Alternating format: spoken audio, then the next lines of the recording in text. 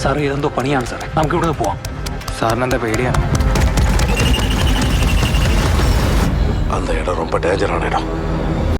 കഴിഞ്ഞ ദിവസം കണ്ട സംഭവം അധ്യായം 1 എന്ന മൂവിയുടെ എക്സ്പ്ലനേഷൻ ആയിട്ടാണ് ഇന്ന് വന്നിരിക്കുന്നത്.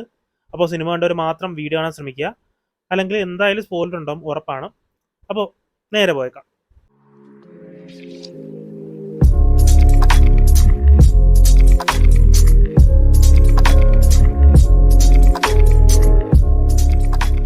സത്യം പറഞ്ഞാൽ ഈ ഒരു പടത്തിന്റെ ക്ലൈമാക്സിൽ നമ്മൾ പ്രതീക്ഷിച്ചത് എല്ലാം ശരിയാവുമെന്ന് തന്നെയാണ്.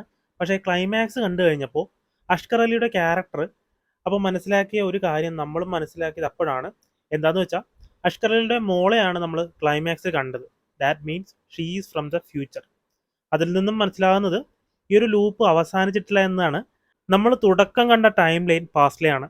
കാരണം ഈ ഒരു അഷ്കർ അലിയുടെ ക്യാരക്ടറെ, ആ ഒരു ലേഡി ക്യാരക്ടർ, അതായത് അവസാനം കാണിക്കുന്ന അഷ്കർ അലിയുടെ മോളെ ആ ഒരു കാട്ടിൽ വെച്ച് കാണുന്നുണ്ട്. അഷ്കർ അലിയുടെ ക്യാരക്ടറെ പുള്ളിക്കാരി തിരിച്ചറിയുന്നുണ്ട്. കാരണം റെജിയെ വെടിവെച്ച് ഇട്ടതിന് ശേഷം അതിന് പുറകെ വരുന്ന ആനന്ദിനെ കാണുമ്പോൾ പുള്ളിക്കാരുടെ മുഖം പോകുന്നത് ഒന്ന് ശ്രദ്ധിച്ചു നോക്കിയാൽ മതി. ഓൾറെഡി ഫ്യൂച്ചറിലുള്ള കാലഘട്ടത്തിൽ നിന്ന് പുള്ളിക്കാരി ആ ഒരു കാട്ടിൽ കയറിയിട്ടുണ്ട്. പിന്നെ വേറൊരു കാര്യം നിങ്ങൾ ശ്രദ്ധിച്ചായിരുന്നോ? ആ ഒരു കാട്ടിലായിട്ട് 2 അഷ്കർ അലിയുടെ ക്യാരക്ടറെ കാണിക്കുന്നുണ്ട്.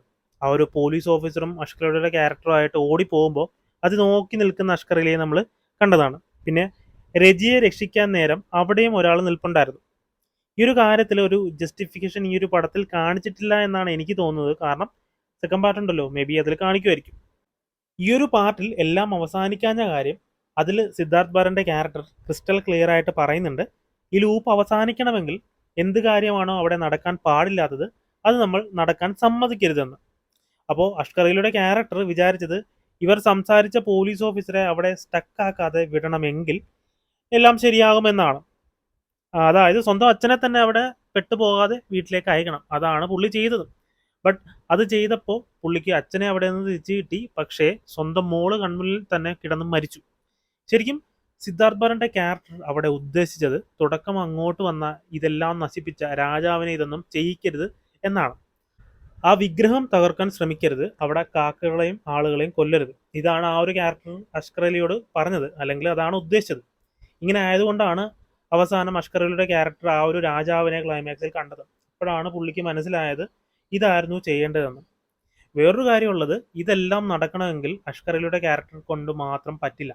ശരിക്കും ഇതെല്ലാം ചെയ്യാൻ കഴിയുന്ന ഒരാൾ സിദ്ധാർത്ഥ് ഭരന്റെ ക്യാരക്ടറാണ്. പുള്ളി പറഞ്ഞത് ഇതിനെല്ലാം കാരണമായ ചാരൻ പുള്ളിയാണെന്നാണ്. അപ്പോൾ പുള്ളിക്ക് മാത്രമേ ആ ഒരു രാജാവിനെ കൺവിൻസ് ചെയ്ത് ഈ ഒരു ലൂപ്പ് ഇല്ലാതാക്കാൻ പറ്റൂ എന്നാണ് എനിക്ക് തോന്നുന്നത്. അപ്പോൾ ഇത്രയും കാര്യങ്ങളാണ് ഒരു പ്രാവശ്യം തിയേറ്ററിൽ പോയി കണ്ട അനുഭവത്തിൽ എനിക്ക് തോന്നിയത്. ഇതിൽ കൂടുതൽ എന്തെങ്കിലും നിങ്ങൾക്ക് തോന്നിയിട്ടുണ്ടെങ്കിൽ കമൻറ്റ് ചെയ്തേക്ക്. വീഡിയോ ഇഷ്ടപ്പെട്ടെങ്കിൽ ലൈക്ക് ചെയ്യുക, ഷെയർ ചെയ്യുക.